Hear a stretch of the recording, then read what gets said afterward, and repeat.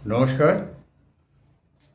চাটুর্যে পরিবারের কথার কলেজে আপনাদের সাদর আমন্ত্রণ। আজকের বিষয়টি ইতিহাস ভিত্তিক। আমার নিষ্ঠা ইতিহাসের প্রতি, কোনো রঙের প্রতি নয়। আজকে বলবো আমি মাত্র 3 বছরের সময়ের মধ্যে একটা সরকার কিভাবে প্রায় 30 লক্ষ মানুষকে হত্যা করেছিলেন, দেশের 1/4 মানুষকে হত্যা করেছিলেন। এরা ছিলেন সাম্যবাদী সরকার। 1975 থেকে 1979 পর্যন্ত এদের স্থায়িত্ব। কমিউনিস্ট সরকার, সাম্যবাদী সরকার। সাম্যবাদী তো সবাইকে মেনে নেয়, কিন্তু একটা মধ্যপন্থা অবলম্বন করে চলে। কিন্তু এই সাম্যবাদীরা অসম্ভব হিংস্র। এরা বিরুদ্ধ মতাবলম্বীকে একদমই সহ্য করতে পারত না। যাদের মধ্যে কোনো রকম বিরুদ্ধ মতের আভাস পেত, যদি সেটা বাস্তব নাও হয়, মনে হয়েছে, শুধু এই মনে হওয়ার উপরে নির্ভর করে সাম্যবাদী সাম্যবাদী রাষ্ট্রগুলির বহু ক্ষেত্রে আমরা দেখেছি যে কিভাবে গণহত্যা করা হয়েছে। আর এই 75 থেকে 79 এই সময়ের মধ্যে প্রায় 15 লক্ষ থেকে বেশি, 30 লক্ষর কম, এই সংখ্যাটা ঠিক জানা যায় না, কারণ গণকবরে তাদের ফেলে দেওয়া হতো কাম্পুচিয়ার সরকার। এরা এই কমিউনিস্ট সরকার, সাম্যবাদী সরকার, সর্বভ্রাতৃত্বের সরকার, যারা মানবিকতার ওপর বেশ করে। আমাদের দেশের বামপন্থীরা গাজায় কিছু হলে এখানে চোখের জলে ভাসিয়ে দেন রাস্তায়। তারা এই ইতিহাসগুলো জানেন কি না জানি না, তাদের ওপরতলার মানুষেরা নিশ্চয়ই জানেন, তারা প্রচার করেন না।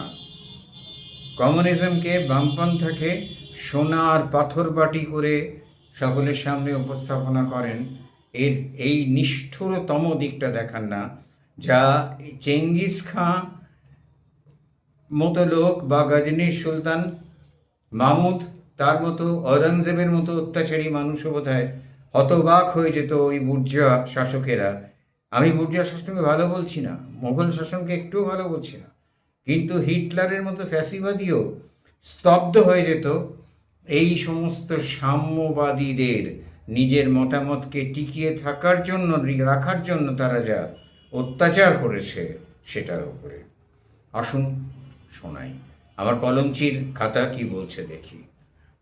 আচ্ছা,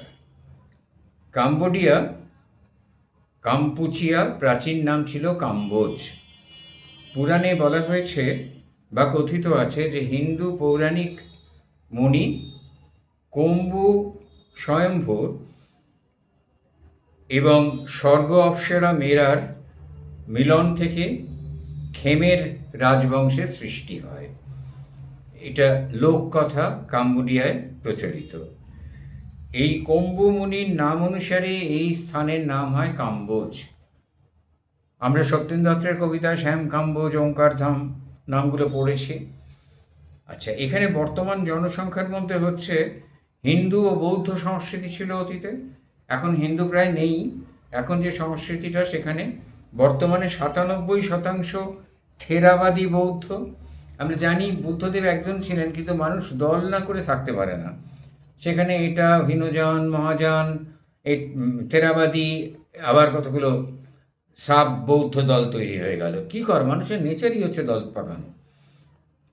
97% থেরাবাদী বৌদ্ধ, 2% ইসলাম, অনলি 2%, বহুদিন ধরে আছে। এটা বিস্ময়কর খুব। এবং প্রধানত আর এরা মালয়েশিয়ান বা চাম সম্প্রদায়ের লোক, বংশোদ্ভূত। আর খ্রিস্টান 0.3, 0.3%। হিন্দু আদিবাসী ধর্ম 0.5%। এই নিয়ে এখন পলপট সরকারের জনগোষ্ঠী। পলপটের অধীনে খেমের রুশ সরকার 1975 থেকে 1979 সালের মধ্যে 15 লক্ষ থেকে 30 লক্ষ মানুষের মৃত্যুর কারণ হয়। মৃত্যুর কারণ না, একদম মৃত্যু হয়েছিল। এই কাদের তারা চিহ্নিত করেছিল যে এরা কমিউনিস্ট, অ্যান্টি কমিউনিস্ট হতে পারে, হয়নি, জানা নেই, হয়তো কেউ ছিল বিরুদ্ধ মতবাদ, কিন্তু সাম্যবাদী রাষ্ট্রে আমার বিরুদ্ধ মতবাদ থাকবে না কেন? পৃথিবীর মানুষকে এরা বোকা বানিয়ে রাখে, এরা অদ্ভুত কতগুলো কথা বলে যেগুলোর সঙ্গে বাস্তবে এদের কর্মকাণ্ড মেলে না। সেই কাদের এরা হত্যা করলো? শিক্ষিত বুদ্ধিজীবী, ধর্মীয় জাতিগত সংখ্যালঘু। এখানে সংখ্যালঘুদের জন্যে কেঁদে মানে চোখের জলে বঙ্গোপসাগরের জল বাড়িয়ে ফেলছেন আমাদের বামপন্থীরা। তো বামপন্থীরা দেখুন, তারা যে সাম্যবাদের কথা বলেন, তারা যে বিশ্বভ্রাতৃত্বের কথা বলেন, তার চেহারাটা দেখুন বামপন্থীরা। আপনারা জানেন না এটা হতে পারে না, আপনারা নিশ্চয়ই জানেন, কিন্তু ওপরতলের কিছু নেতা জানেন, আপনাদের সদ্য হওয়া কচি বামপন্থীরা এগুলো সম্ভবত জানে না, নয় তাদের কাছে লুকিয়ে রাখা হয়। আচ্ছা, শহরের বাসিন্দাকে হত্যা করা কেন হলো? না, তারা বুর্জোয়া। ডিকশনারিতে মিনিংও তাই, যারা শহরে বাস করে তারা বুর্জোয়া। শহরে বাস করে মানে গ্রাম থেকে শুষে নিয়ে খেয়ে নেয়, এরকম একটা মতবাদ ছড়ানো হয়েছিল।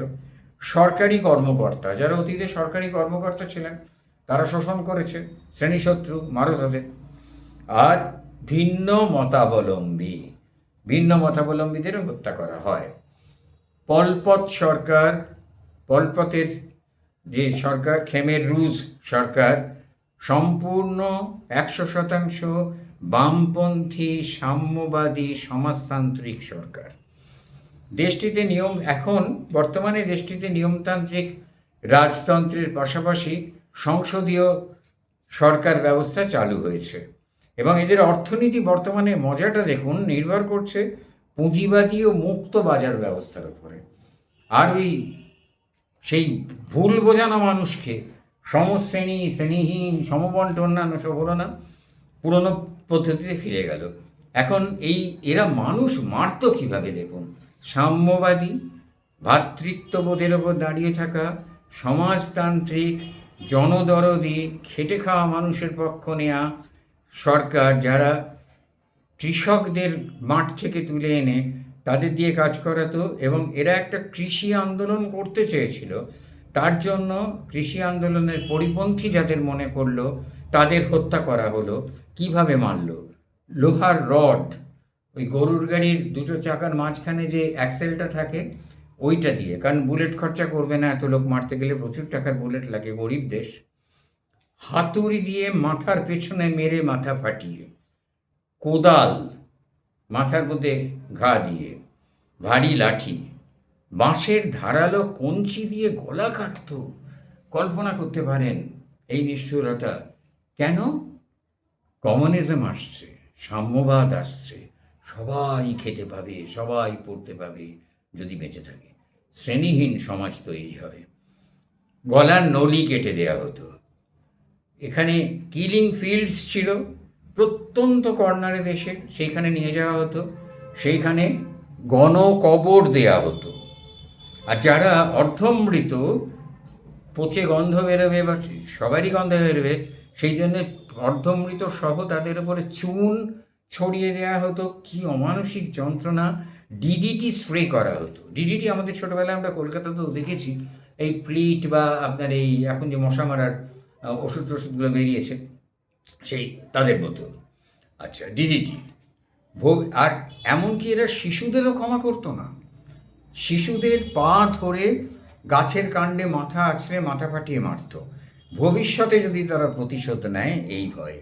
কমিউনিস্ট, সমাজতান্ত্রিক, সমাজ বিপ্লবী, সমাজ সংস্কারক, কার্ল মার্কসের নীতি, ফ্রেডরিক অ্যাঙ্গেলের নীতি, কমিউনিস্ট, এরা এইভাবে মানুষকে হত্যা করেছে।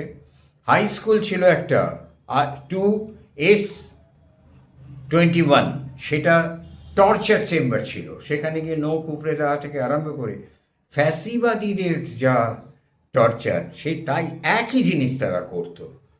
আর আরেকটা জিনিস ছিল, 3 বছর 9 মাসের এই সরকারের কাছে ভীতিপ্রদ ছিল, দেখুন ছেলে মানুষের মতো ভীতিপ্রদ ছিল চশমা পরা মানুষ। কারণ এরা মনে করতো চশমা পরা মানুষরা অনেক পড়াশুনো করেছে, অভিজ্ঞ অধ্যাপক, জানে, এদের শেষ করে দাও। এই হচ্ছে ক্যামারুস সরকার, পলপট সরকার টিকতে পারেনি 3 বছর 9 মাসের কমিউনিজমে, 1/4 জনতা শেষ করে দিয়ে কাম্পুচিয়া থেকে চলে গেছে, আরও অনেক যন্ত্রণা সৃষ্টি করেছিল।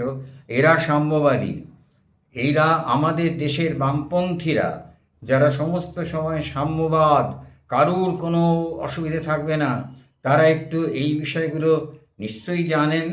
বড় বড় নেতারা তো জানেন, যারা পথের ধারে দাঁড়িয়ে নিজেদের নিরপেক্ষ প্রমাণ করার জন্য নিষিদ্ধ বস্তু গ্রহণ করেন, তারা তো নিশ্চয়ই জানেন, কিন্তু এগুলো জনসমক্ষে উঠতে দেওয়া হয় না। জানি না কী উদ্দেশ্য। পশ্চিমবাংলায় বামপন্থা এলে ওরা ভারতে তো আসবে না কোনো দিন, ওরা নীতিও চেঞ্জ করতে পারবেন না, পশ্চিমবাংলাতেও আর আসবে না। ওরা কি ওদের সিদ্ধি লাভ হবে আমি জানি না। এই সমস্ত ব্যাপারগুলো আমার ধারণা নিচু তলার কর্মী থেকে আরম্ভ করে সাধারণ এসএফআই, সাধারণ ছেলেমেয়েরা জানে না। আজকের মতো এখানে শেষ করলাম। নমস্কার।